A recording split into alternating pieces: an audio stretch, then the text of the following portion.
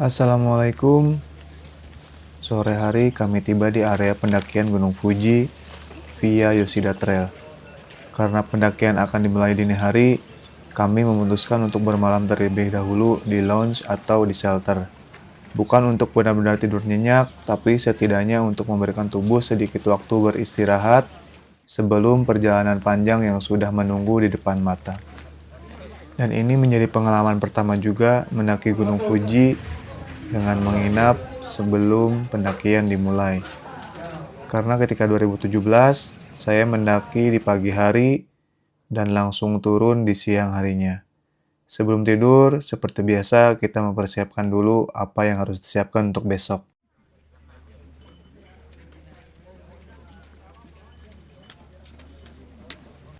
Sekarang jam setengah 3, jam 2.40. Ini udah antri buat registrasi ulang karena udah pada daftar online. Wah, lumayan dingin ini. Suhu 16 derajatan kurang lebih. Alhamdulillah udah kelihatan cerah puncak tadi, walaupun kemarin sempat hujan sedikit, makanya ini agak dingin banget. Ini udah start dari gerbang, kita coba start Strava dulu.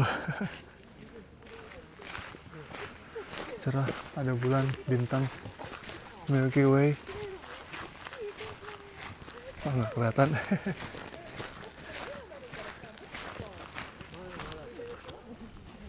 Udara terasa cukup dingin, maka dari itu sebelum benar-benar memulai pendakian, kami tidak lupa melakukan pemanasan terlebih dahulu. Karena bagi saya pemanasan itu penting, setidaknya supaya tubuh tidak terlalu kaget ketika langsung diajak bekerja keras, sekaligus mengurangi resiko cedera selama perjalanan. Beberapa ratus meter pertama, trek masih terasa cukup landai. Cuaca juga sangat cerah, bahkan perlahan-lahan fajar mulai terlihat. Langit yang tadinya gelap mulai berubah warna. Cahaya matahari mulai terlihat di hamparan langit yang luas di depan mata. Disinilah kesalahan saya tidak memakai jaket sejak awal karena saya berpikir badan akan terasa hangat jika terus digerakkan.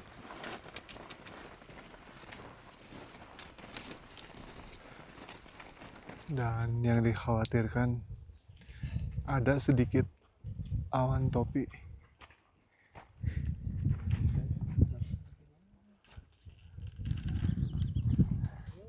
Sunrise-nya bentar lagi.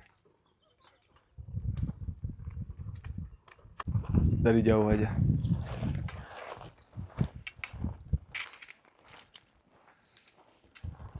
Oke?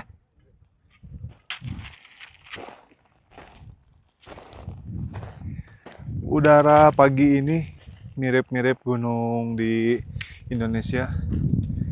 Anginnya cukup berhembus, yang bikin dingin anginnya.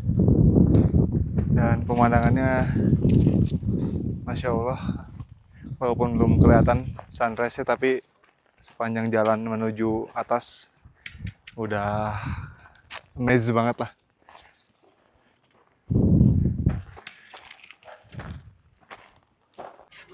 Setengah 5 sampai di penginapan pos 7.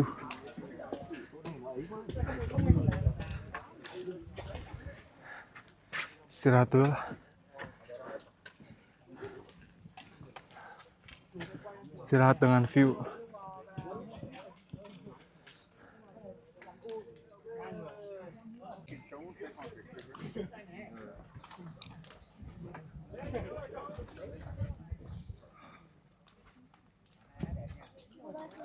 Antri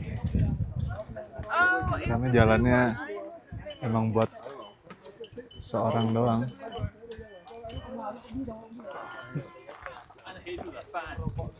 Ini anak kecil pertama yang baru naik.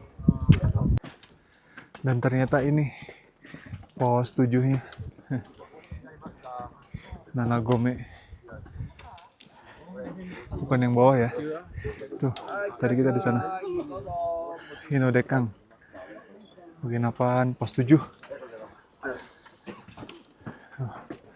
めっちゃまだいっぱいいる ?2、3人 Ini minimarket pos 7. Oh, ada sendal juga, sarung tangan segala macam ada pokoknya. Minuman yang biasanya di bawah 150 di apa? Mesin itu. Di sini 600 sampai 500 tuh. Dari pos 7 menuju 8 itu banyak banget penginapan. Jadi terlihat ramai. Ditambah jalurnya kan agak sempit. Jadi kalau macet ya udah antri. Udah cerah. Ini baru 4:30 tapi udah cerah.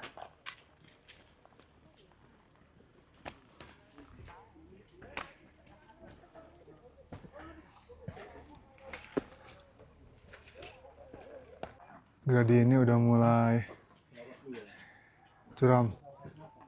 45 derajatan. Perjalanan ini banyak sekali pemberhentian karena melihat pemandangan di belakang sangatlah indah serta perlahan matahari mulai terbit. Ya, kita menikmati sunrise masih berada di bawah atau di sekitar pos 7. Jujur, ini perjalanan terbising selama pendakian karena saya merasa terganggu dengan orang-orang ASEAN itu. Mereka berbicara dengan lantang sehingga perjalanan tidak sesunyi yang saya harapkan. Udah diusir-usir tuh. Karena ini banyak banget tuh.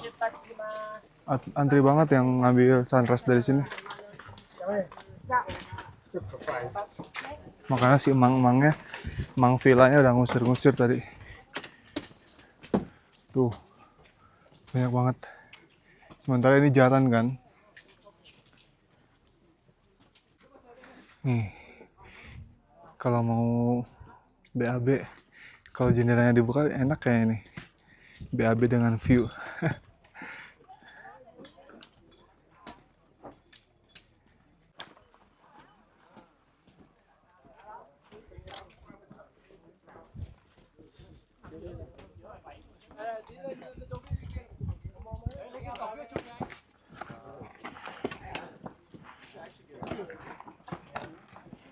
Penginapan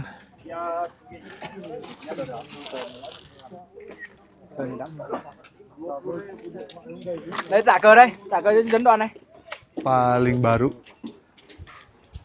Toyokang. Bagus banget bangunannya. Ini masih baru banget ini. Ya. Baru mulai buka kayaknya dia. Warlock sini. Pada pakai helm.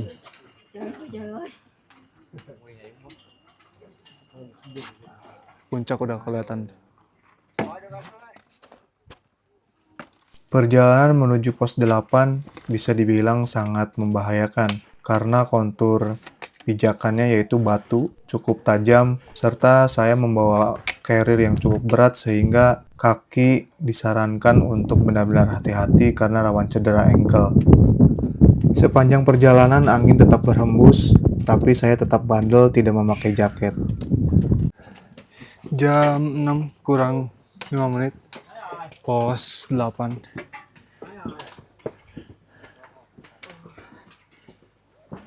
Masih 3 jam lagi katanya.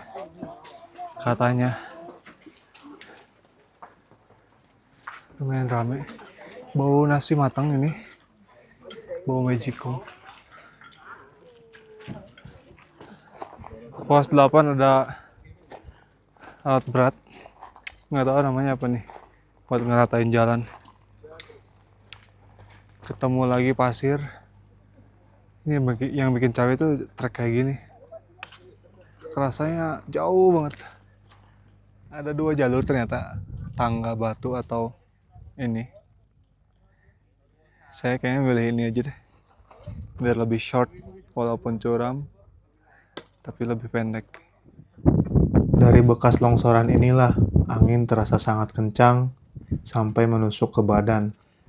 Badan mulai lelah, tapi harus tetap berjalan ke depan. Nyampe di 32.50 jam 7 kurang 10. Dengan pemandangan Yamanaka Lake, Yamanaka kok. Dengan lautan awannya. Ini Kawaguchiko. Ini pegunungan apa nggak tahu. Banyak banget. Jam 7.11 sampai di Fujisan Hotel. Ini 1,3 lagi atau 82 menit santai. Sesuai prediksi lah. Tadi soalnya sambil istirahat. Banyak istirahat. Puncak bayangannya 3.400 meter. Jam 7.11, 7.12 lah. Masih jauh. Jujur, trek seperti ini menurut saya lebih melelahkan dibanding trek tangga. Karena rasanya lama sekali untuk sampai ke atas. Di jalur pasir seperti ini, kaki harus benar-benar kuat untuk berpijak. Karena rasanya seperti mundur ke belakang, dan di sana terlihat dari kejauhan orang-orang yang sudah summit, mereka turun kembali di jalur yang berbeda. Karena di sini pendakian dan turun itu memiliki jalur yang berbeda. Beban yang saya bawa kurang lebih sekitar 15 kg. Ya, mungkin bagi sebagian orang yang sudah terbiasa naik gunung, dengan membawa beban berat, 15 kg itu masih tergolong ringan. Mang, ngilu mang. Capek mang, euy. Ngilu atuh mang, euy. Sampai luhur mah, euy mang.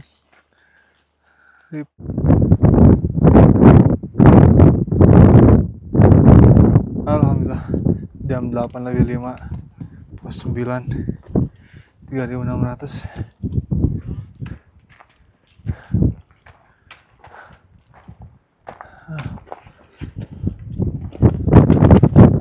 Puncaknya itu kayaknya. Oh, udah hancur pos 9-nya. Ya, tepat di depan saya, gerbang itu adalah gerbang puncak via Yoshida Trail. Perjalanan menuju puncak Gunung Fuji bukan hanya tentang seberapa cepat kita sampai, tapi tentang bagaimana kita bisa terus melangkah meskipun tubuh mulai lelah, meskipun nafas mulai berat, dan meskipun beban di punggung terasa semakin berat. Karena pada akhirnya gunung tidak pernah meminta kita untuk berlari. Gunung hanya mengajarkan satu hal sederhana, yaitu tetap melangkah.